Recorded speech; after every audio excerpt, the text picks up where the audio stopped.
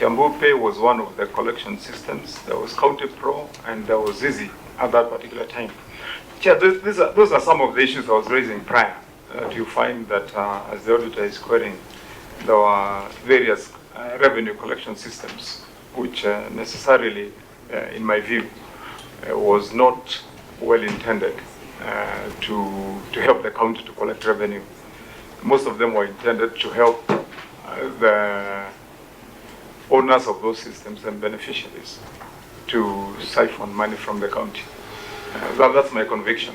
So now that we are putting you to task as a current governor, yes, are you able to go into Kiambu Pay and extract details of collections for that financial year? Do you still have access to the system? Do you still have control of the system? Do you still use that system called Kiambu Pay? Chair, these systems were developed under a very opaque agreement. I would put that on record. Because the county was paying for these systems. It was paying for the development, paying for the use of that system. But curiously, the county never got to own the systems. The systems eventually still reverted and remained as property of those that had been contracted by the county at that time. And so at the time of disengagement, the providers of the systems decided to also switch them off for purposes of either punishing the county or ensuring that they would get a negotiating edge with the county over other matters that we shall still encounter in the substantive reports for the year. Chair. As it were, and as has been explained down there, you may see that there is an explanation that has been offered by officers in the county, which the auditor is not satisfied with, and that's why it's still outstanding. Yes, Chair. And you see the explanation is around other two systems, and that's why I said on the question of the revenue collection systems, I should be on record as a governor, putting it very clearly that I have no faith and I have no trust that either of all these three systems serve the county. They are serving other interests. Chair. And so let's have that conversation now that you are at it, because the next issue, I'm seeing something called Strathmore system. You had mentioned Kiambu Pay, County Pro, Zizi, and issue number 4 refers to Strathmore system. So how many systems were you using for revenue collection in this financial year? Chair, I will let the officers answer, but just to cast the correct view is that, Chair, progressively from the time when the county decided to have revenue collection system, they contracted providers and then they decided to have revenue collected separately under different names and systems. We had one called Riverbank. You have seen Kiambu Pay. There is this Zizi. There is County Pro and Strathmore. All those were systems that came into play to collect revenue at different times, Chair. But not necessarily that they were owned by different people, though they may have different names. My investigation and our pursuit revealed finally that these were systems that were still being operated by the same people.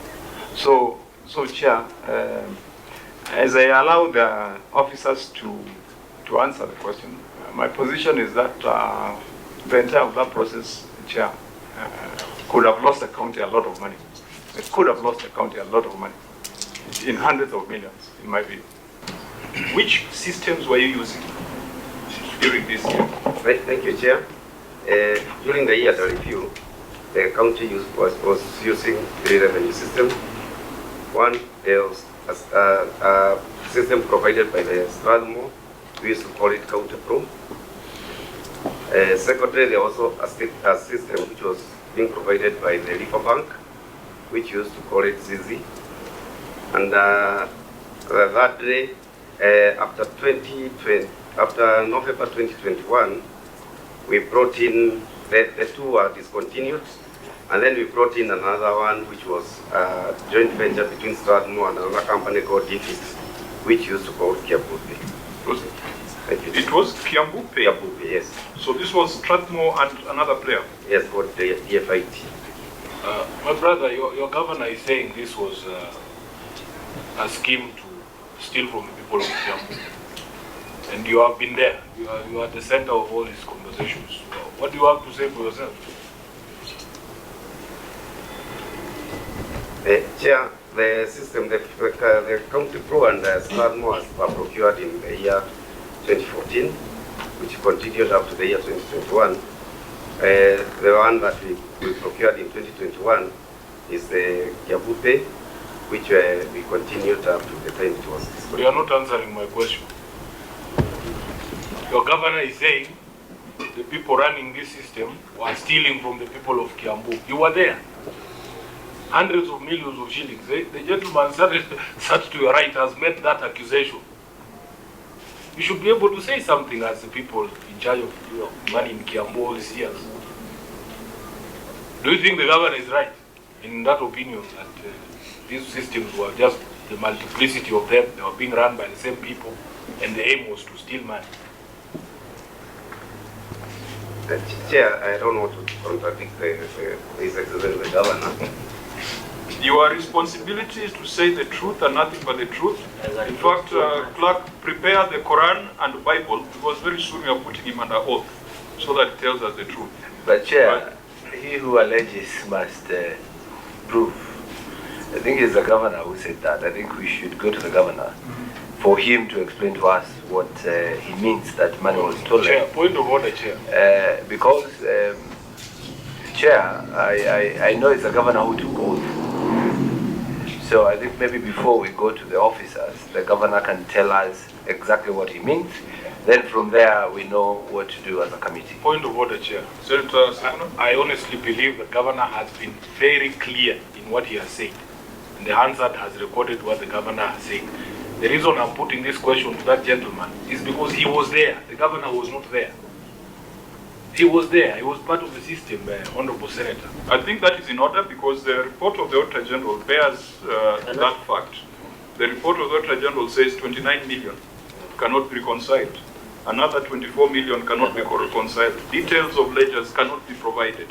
And I think that points towards that direction of the government. But I think we'll still need to get all the facts, even if it calls for getting contracts, getting payment schedules, collection schedules.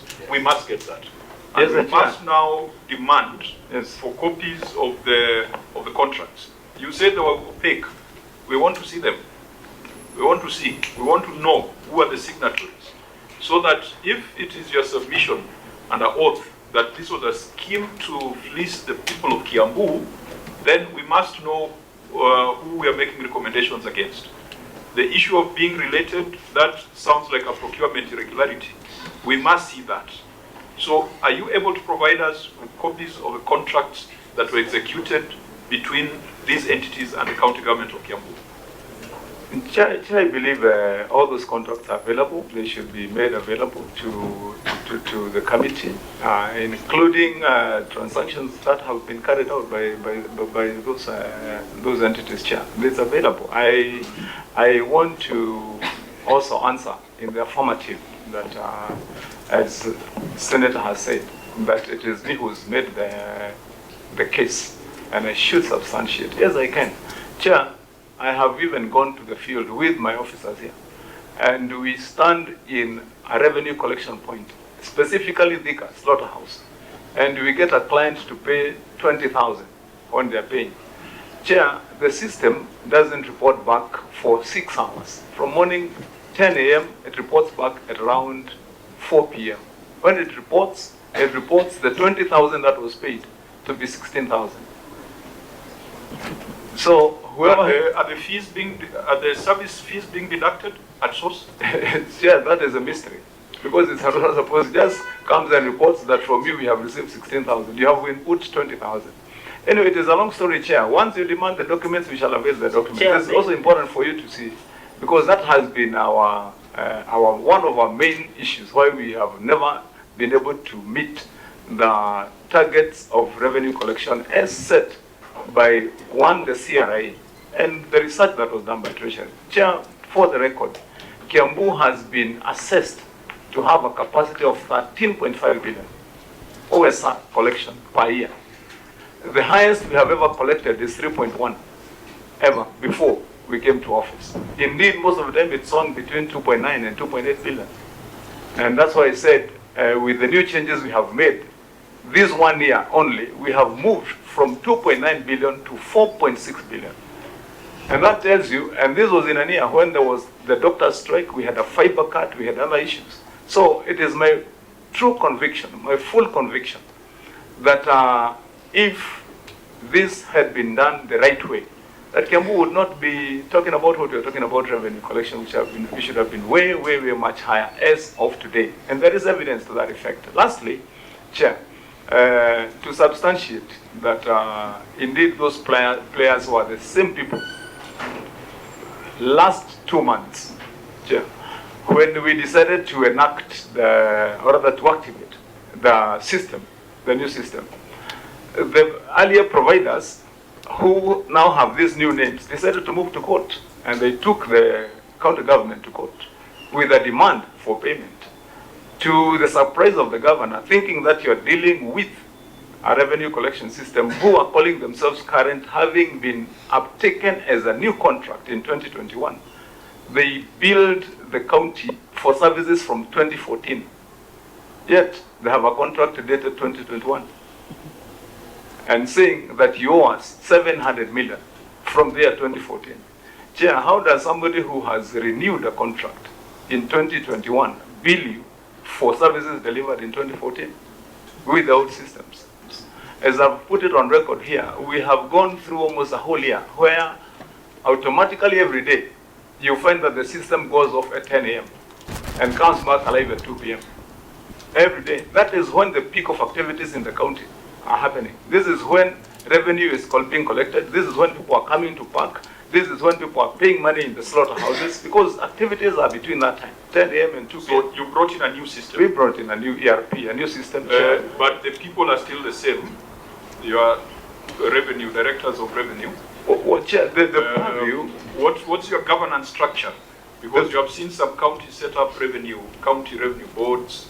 How do you, what's your governance structure around revenue? We've already done that. It's a lot of money. We've already done that, Chair. We've set up a new revenue board. We're in the process. We've appointed a chair, and we are fast on that progress. In the next two months, we should be done. Still work in progress, or it's complete? It's work in progress, but commenced. Chair. What's been the involvement of the assembly in that process? Yes, the assembly has passed. We took it to the assembly. They passed the formation of the board. Indeed, vetted the chairperson. Yeah, because for you to manage your potential of 13 billion, you cannot do it through departments. Yes. You must have a standalone county entity with the right systems, with the right people, and right processes. Yes, I think since it's an intention, we cannot award you marks on intentions. We will award marks on It is done, sir. It's done, Chair. It's not an intention. It's still work in progress. Well, the board is in place. It's been passed by the assembly. We have a chairperson. We are now in the process of recruiting the rest of the members of the board. And so, Chair, we are already there. Number two, we already have a functional ERP.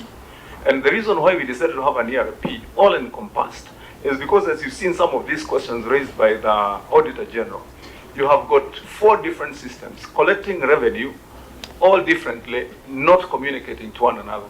So you have to go there, ask that one, what did they bring, or did they bring, that's why we decided to integrate the entire, and we now have an ERP that is also fully well developed and about 60% complete. But for the essential services, we're already moving on, and I'm sure we should be able to get this right, Chair. But I think, Chair, because we have gone, I'm happy the governor has said he has made progress by coming in with a new system. But I think these 4 should be investigated.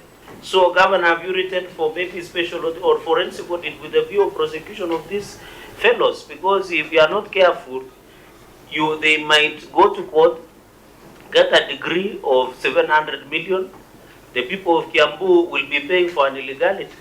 And you know the law does not recognize an illegality. Indeed, that happened in Kilifi, where there was a company called Teardrops. Yes. Was it Teardrops? Yes. That collects virtually everything that Kilifi collects goes to the vendor of the system, because they went to court and then the county filed a very weak defense, and so there was a decree issued in favor of the vendor, and so they are stuck with it, and they deduct right from the account, the revenue collection account, a serious illegality, and that's where it seems Kiambu is headed. And from what I know, fraud thrives on concealment. Where there's no concealment, you can't have fraud.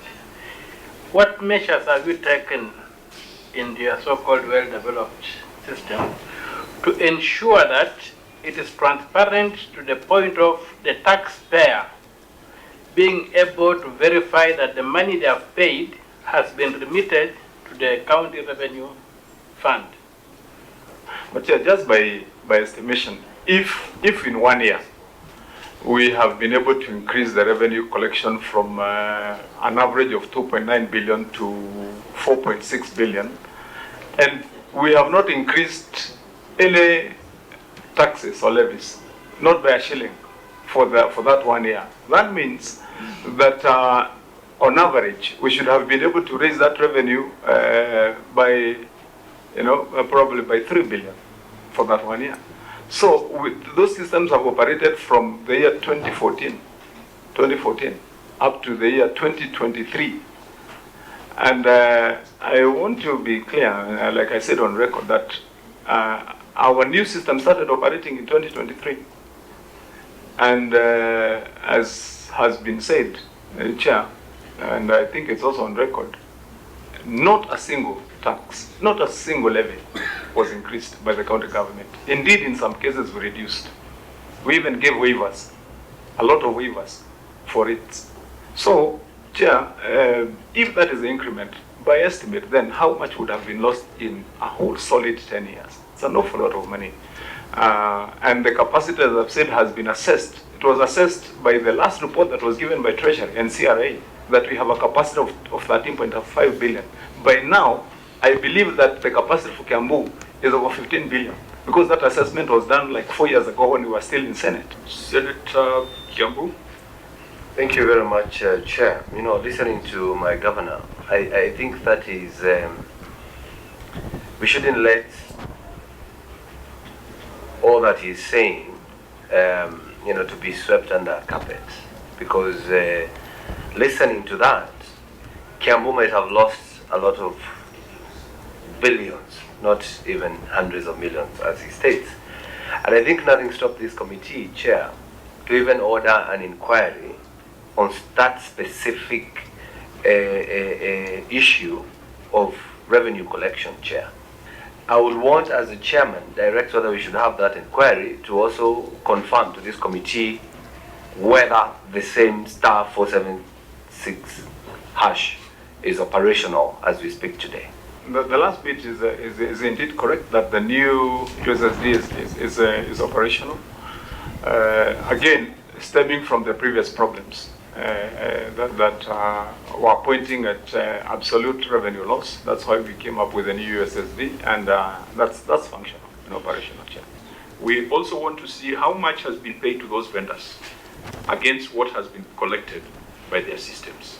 We want to get that full picture, so that when we tell the House that there was a deliberate criminal enterprise to steal from the people of Kiambu, we are able to support it with properly analyzed report on the contracts, as well as the payments that have been paid.